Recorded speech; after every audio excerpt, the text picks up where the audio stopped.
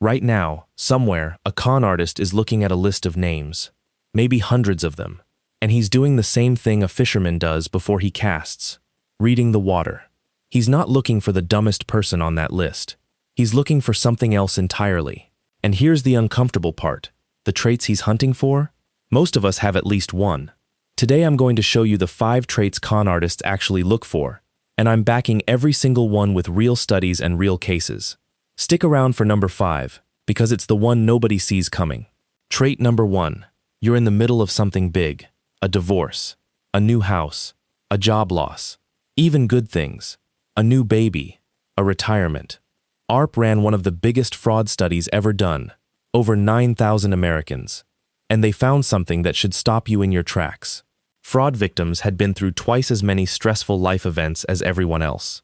4 major life changes, on average, compared to about 2. Why does that matter?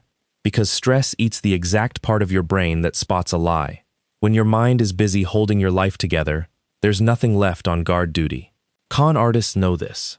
It's why obituaries get read by the wrong people. It's why scam calls spike after natural disasters. They're not looking for weak people. They're looking for busy ones. Trait number 2. You're lonely. Not sad. Lonely. There's a difference, and scammers can smell it through a screen. That same AARP study found victims reported far less family support and closeness than non-victims. Now let me tell you about a woman from Mesa, Arizona, 69 years old. She goes by Susan in the news reports. In the summer of 2025, a man called Steven messaged her on Facebook, said he was a naval officer stationed overseas, called her babe, honey, sweetheart. Then came a package stuck in customs, and she just needed to help clear it. $1,200, then $8,000, then $55,000. Then she sold her 4-bedroom house. Her financial advisor only caught it when she came in asking about a car loan. The house was already gone. And here's my question for you.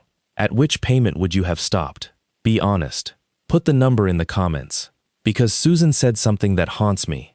I don't feel like I'm a dumb person, but I feel very stupid that I didn't see the clues. Trait number 3. You overshare online. A security firm called Tessian interviewed actual hackers and polled 4,000 professionals for a report they named How to Hack a Human. 81% of us post our job updates. 72% post our birthdays.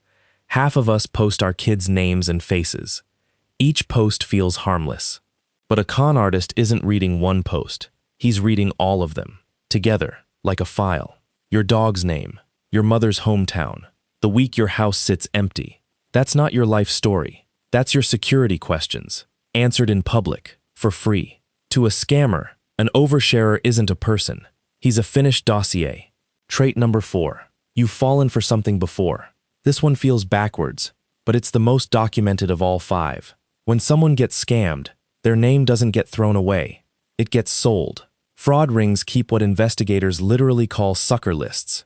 Names, numbers, how much you paid, what story you fell for. And those lists trade between criminal networks like baseball cards.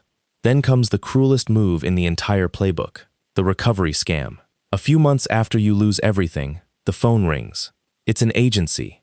They know exactly what happened to you, because they bought the file. They can get your money back. There's just a small upfront fee. Getting scammed doesn't take you off the market. It makes you the product.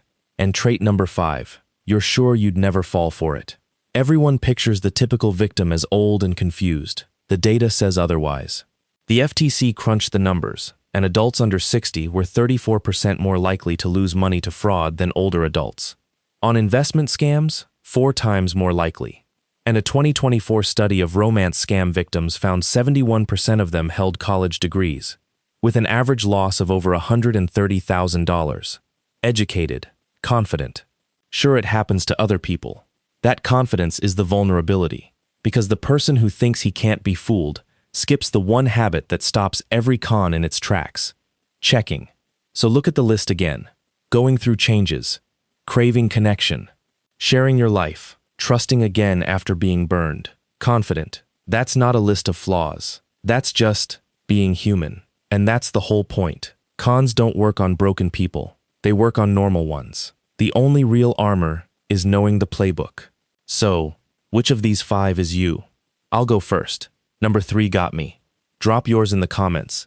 And if this opened your eyes even a little, pass it on to someone who keeps saying they'd never fall for it. They're the ones who need it most.